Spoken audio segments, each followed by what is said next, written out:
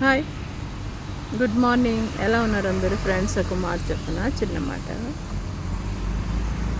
ఎప్పుడు కూడా మనం ఎవరికి చూసి హేళించకూడదు. అంటే ఎవరింట్లోనైనా పిల్లలు కానీ, కోడళ్ళు కానీ, కొడుకులు కానీ, కూతుర్లు కానీ, మన పక్కన కానీ ఎవరైనా మనకంటే అందంగా లేకపోతే అందంగా లేరనో, నల్లగా ఉన్నారనో, వాళ్ళు తెల్లగా ఉన్నారు, వాళ్ళ తర్వాత వేరే ముసలైపోతారనో, లేదంటే వాళ్ళకి ఒక్కడే కొడుకు కూతురు లేరనో, లేదంటే కూతుర్లు వాళ్ళకి కొడుకులు లేరనో, వాళ్ళ కోడళ్ళు అందంగా లేరు, చప్పి ముక్కు పెట్టుకొని వచ్చారు, వాళ్ళకి ఆడపిల్లలే పుట్టారు, మగపిల్లలు పుట్టలేదు. ప్రతిదీ మనం ఎవరికి ఏది చూసి హేళన చేయకూడదు. అలా చేస్తే వెంటనే తిరిగి మళ్ళీ మనకు వస్తుంది.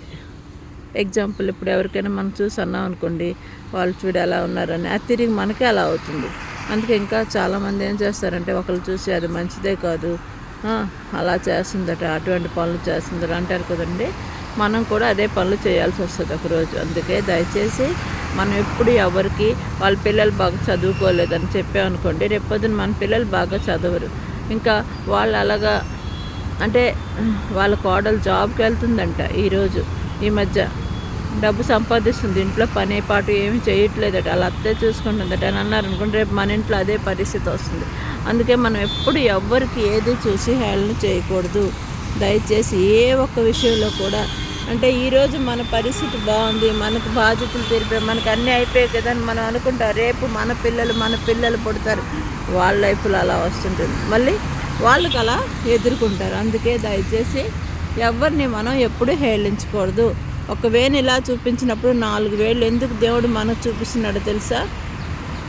తప్పు మన వైపు చాలా 4 వంతులు ఉంటుంది, అప్పుడు ఒకవైపే ఆలుకుంటుంది. అందుకే మనం ఎప్పుడు ఎదుటోళ్ళకి నిందించకూడదు, నిందించరాదు, అవమానపాలు చేయకూడదు అస్సలు.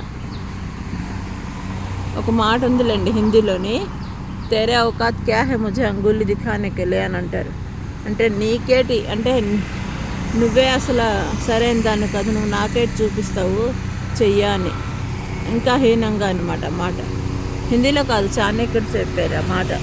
అందుకే మనం ఎవ్వరికి ఏ విషయంలో కూడా, ఎప్పుడు కూడా, ఎటువంటి విషయంలో కూడా, ఏ చిన్నది కూడా మనం ఎదుటోళ్ళ కంటే అది వెంటనే తిరిగి మనకు వస్తుంది,